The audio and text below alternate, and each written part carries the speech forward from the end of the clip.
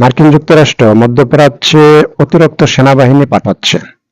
নতুন হামলা প্রস্তুতি নাকি কোনো সামরিক পরিকল্পনা?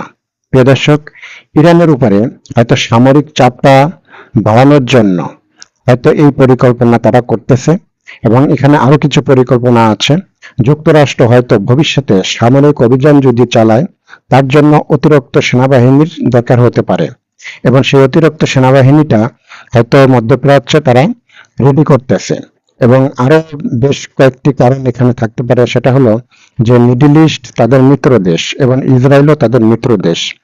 এখন ইরান যদি মিডল ইস্টে কোনো জায়গায় হামলা করে, তাহলে হয়তো সেই হামলাকে ঠেকানোর জন্য, মোকাবেলা করার জন্য হয়তো মার্কিন যুক্তরাষ্ট্র এই অতিরিক্ত সৈন্য আইনা তারা প্রস্তুত করতেছে। এখন প্রিয় দর্শক, এখন ইরান এরকম কোনো রাষ্ট্র না যে তারা তাদের রাষ্ট্রক্রিয়া তারা মিডল ইস্টে কোনো দেশে তারা স্থল অভিযান চালাবে।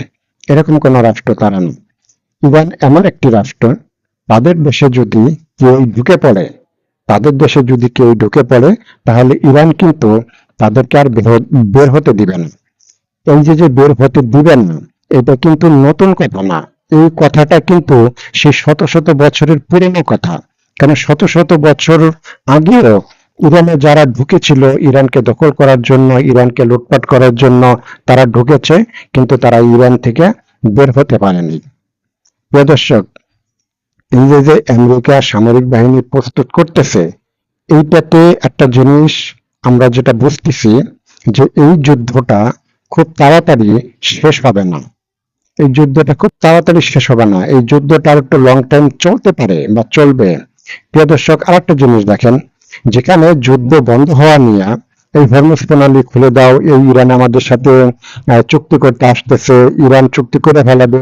আবার এর ভিতরে দেখেন, ইরানের ব্যাপারে অনেক বড় ধরনের নিষেধাজ্ঞা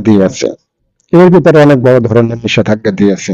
প্রিয় দর্শক, যদি ভিডিওটা ভালো লাগে, যারা ইউটিউবে দেখবেন সাবস্ক্রাইব করবেন, আর যারা পেজে দেখবেন তারা সর্বোচ্চ লাইক, শেয়ার, কমেন্ট করবেন। আজ এ পর্যন্তই। আসসালামু আলাইকুম।